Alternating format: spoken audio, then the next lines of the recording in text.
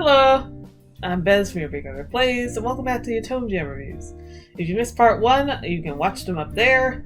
Other than that, let's continue.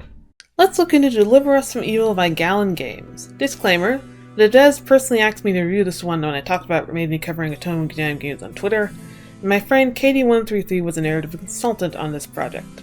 In this game, Ariel is a young angel who is assigned to a project on Earth, namely, that manifestations of human wishes are gathering in a certain town, and Heaven believes demons are behind this.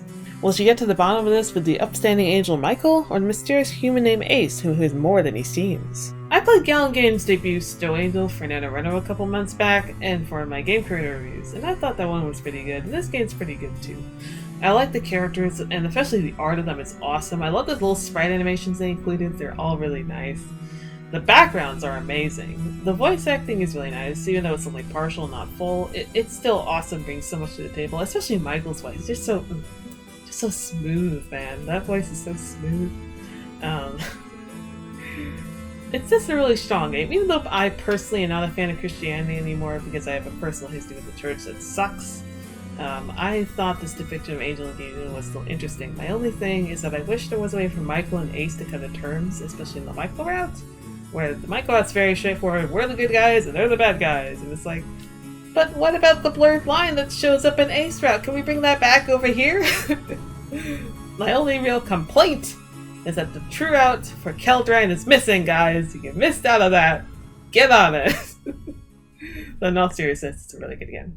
Next is Olympus Love by Mega Elixir Games. Cassie's just a girl living in ancient Greece who doesn't believe in the gods, but that quickly changes when she directly meets them. Poseidon, Ares, and Hades offer her their blessing. Which one will she choose to bless her and love her? It's a really cute Otome, though I wish the romance flowed a bit more naturally, because these gods go from 0 to 100 in no time flat at all. And I wish they did not, because it goes from, we're just gonna know each other, to, I will love you and I will protect your soul for life. It's like, let's slow down a little bit. Just a little bit. Just a little bit. Other than that, the art is charming and really nice. I like the depiction of the gods a lot, and the backgrounds are really strong too. My only thing is that I found a bug during my playthrough. I could save the game all I wanted, but when I went to the load screen, it wouldn't let me load anything. It would act like I never saved anything. I don't know why it did that, but I just want to let y'all know, the developers, there is a bug.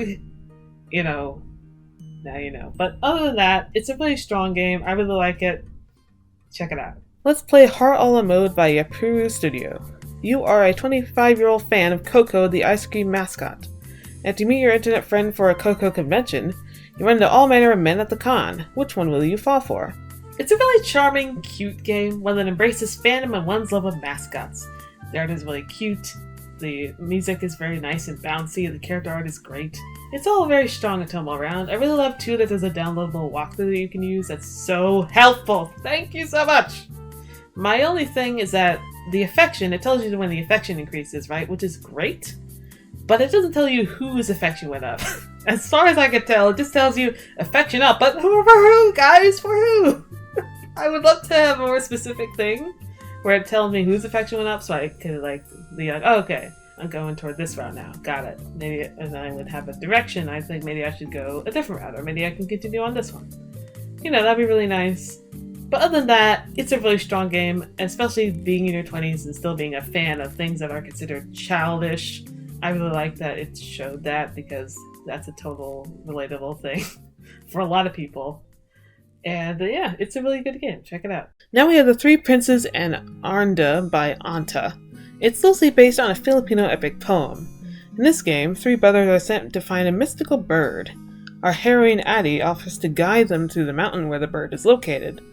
Fall in love with one of the brothers and let the romance begin. This one's a demo and only has the common route so far. I liked it, but the writing is very, modern. Like, Addie says that the boys think she is sus, and she calls them her chummies. It's all very 21st century. That's not a complaint or anything, just an observation. But I think the writing is good. It's very interesting to see the brothers' dynamics and, like, you know, be alongside them. I think the sprite art is especially amazing. Like, holy crap, the sprite art is great.